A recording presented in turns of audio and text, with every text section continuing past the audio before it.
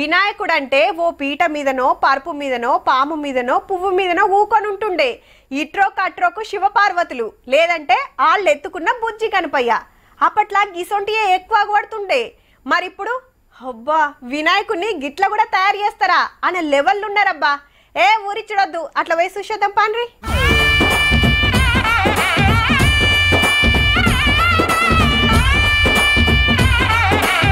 స్వర్ణగిరి గుడిలా భక్తులకు గిట్ల దీవెనార్తి వేడుతుండు బాలాపూర్ బొజ్జగనపయ్య. సెట్టింగ్ చూసి భక్తులది చిన్న మురిపేం కాదు. హీరో మంచు మనోజ్ అన్న దర్శనం చేసుకున్నాడు. మంచిర్యాల 61 అడుగుల ఎత్తుల తిరుపతి ఎంకన్న రూపంలో కొలువైండు.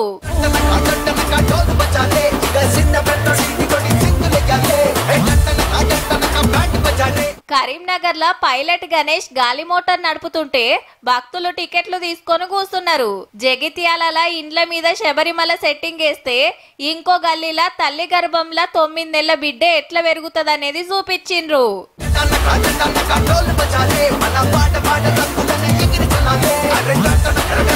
కొమ్రంభీం జిల్లాలో ఓ తాన ఆవాలు, జీలకర్ర, నువ్వులు, ధనియాలతోటి ఇంకో తాన శనిగెలతోటి ఇగ్రాలు పెట్టిండ్రు. సిద్దిపేటల మోదుగాకుల గణేశుడు ప్లాస్టిక్ ప్లేట్లు వాడొద్దని చెప్తున్నాడు. పాలమూర్ల ఆపరేషన్ సింధూర్ వినాయకుడిని పెడితే గద్వాల మగ్గం మీద చీరలు నేస్తుండు బొజ్జగనపయ్య. దుఃఖంలకొచ్చిన అక్కలకు చీరలు చూపిస్తుండు. రంగులద్దె కాంచెల్లి రంగురంగుల చీరలు నేసేదాకా చేనేత పంతనం చూపించిండ్రు నేతన్నలు.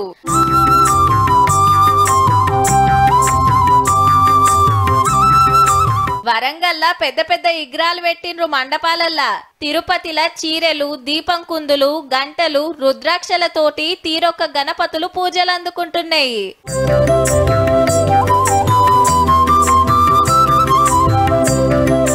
తమిళనాడులో తగ్గేదేలే అంటున్నాడు పుష్ప గణేష్.